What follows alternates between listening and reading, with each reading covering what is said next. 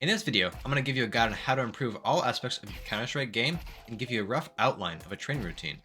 To get better at CS, you need to focus on improving three core aspects: movement, aim, and knowledge. Everyone wants to hop on and immediately start clicking heads, but I found the best way to start your training is with movement. For beginners, I recommend downloading KZ Hub off the Steam Workshop. It's a fun little map with jumps of all levels of difficulty, and improvement is fast and very noticeable. By day 3, you should be seeing noticeable improvement.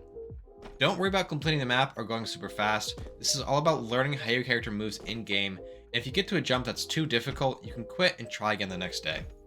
After warming up on KZ, head on over to a map you like to play and practice your pathing and jumps. On Inferno, I play A, so I like to practice the porch self-boost, and on Mirage, I'm the window player, so practicing the cat jump every day is a must. Practicing movement on the real maps ingrains the muscle memory in a low-stakes environment, so later during a game, you can nail the jumps without a second thought. And boom, now we're done with our movement training. Time to switch on over to aim. Beginning with aimbots is always a good choice. Now, depending on the time you have to train and the roles you'd like to play, the amount of kills you should be getting varies. IGL and Offers need to practice less with rifles than a support or fragger player. I would recommend everyone to start off with at least 200 AK headshots. Similar to KZ, speed is less important than accuracy. Remember, slow is smooth, smooth is fast. Switching up and practicing a couple hundred kills with both the M4s is useful as well, as you will be using them for roughly half the game. After you've gotten a couple hundred kills, the next part of the aim training routine is all about strafing. Practice getting at least 100 kills while counter-strafing with the Deagle. Eagles have poor running accuracy, so if you mess up your counter-strafes, it is very noticeable. Another option for strafe training is to line up against a wall and just practice quickly running and shooting back and forth like so. If you want to get fancy, you can even try strafing while keeping your crosshair centered. The next part is for Oppers. Our goals with training with the Op is to focus mainly on flick shots and shooting while on the move.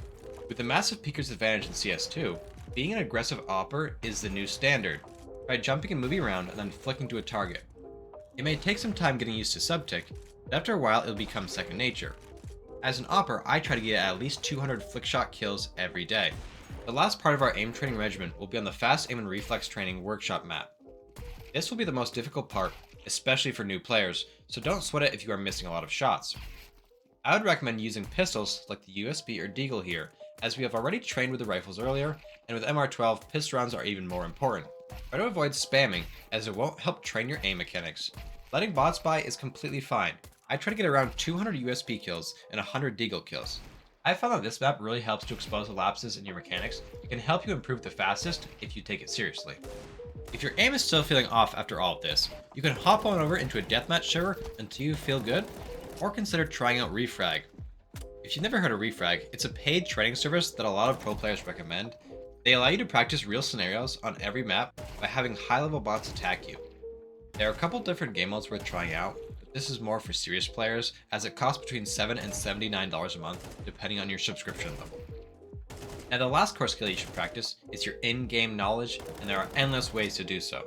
For casual players, I would recommend watching nade tutorials, improvement videos, or pro tournament matches, and trying to emulate what they do. More serious players should look up positional guides and team strategy, along with reviewing either pro or your own demos. And that's it! Improving Counter-Strike is easy, but it takes dedication and hard work. If you enjoyed any of this video and want to see more, please consider dropping a like and subscribing. Thanks.